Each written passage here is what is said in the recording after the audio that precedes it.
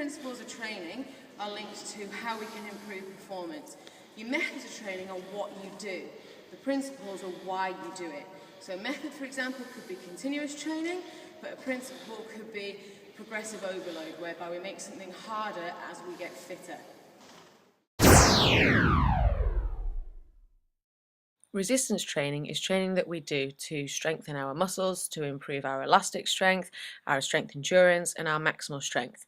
It can be done using body weight, and it can be done using actual physical weights as well. Fartlek training comes from the Swedish word meaning speed play. And basically, it's to undertake training under 3 different speeds. So the whole idea of walk, jog, sprint, walk, jog, sprint. It can be done on a similar kind of surface as Mr. Bullen is currently using, or over different terrains as well. It's really good for games players, this kind of training. And the other beauty of it is that it stresses every single one of our energy systems as well.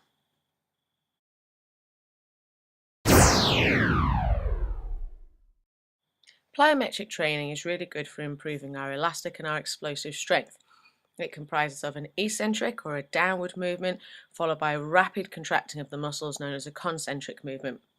It can be as simple as jumping on and off a bench, as Mr. Bullen is currently demonstrating, or it can be as complex as jumping over a stack of tyres, throwing a medicine ball in the air, and so on and so forth.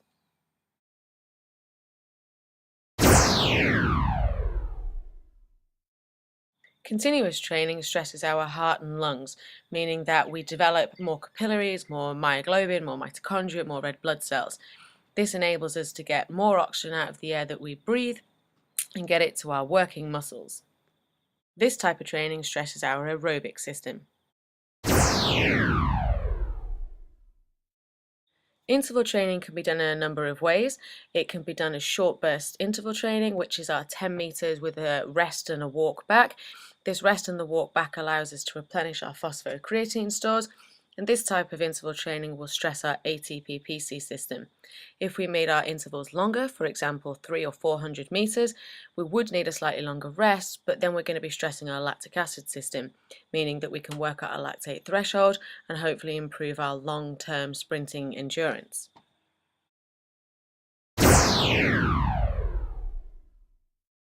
Circuit training is really useful because we can alter it to meet the demands of our specific needs. So we can add in exercises that stress the different muscles and energy systems we need for our sport or our fitness requirements.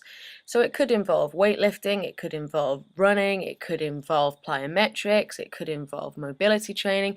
So circuit training is really functional for applying lots of different types of training into one different session.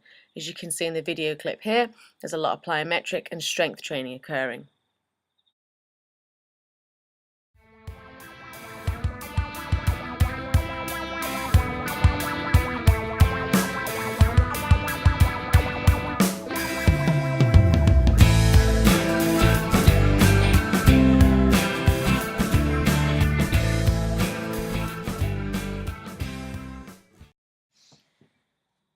Principles of training relate to the reasoning behind why I choose to do what I do when I train. Specificity refers to keeping things specific to my needs, my fitness, and my sport. Progression is about making things progressively harder as I get fitter, and links to overload, which is whereby I must work the energy systems harder than they're used to. Reversibility refers to if you don't use it, you lose it, and tedium, if I don't mix it up, I'm going to get bored and therefore not train as hard. Frequency is how often I train. Intensity links to overload and can be linked to weight and time and rest periods. Time is for how long the duration of the session, so 30 minutes, 60 minutes, and type is the method of training. I can remember these principles by remembering sport and fit.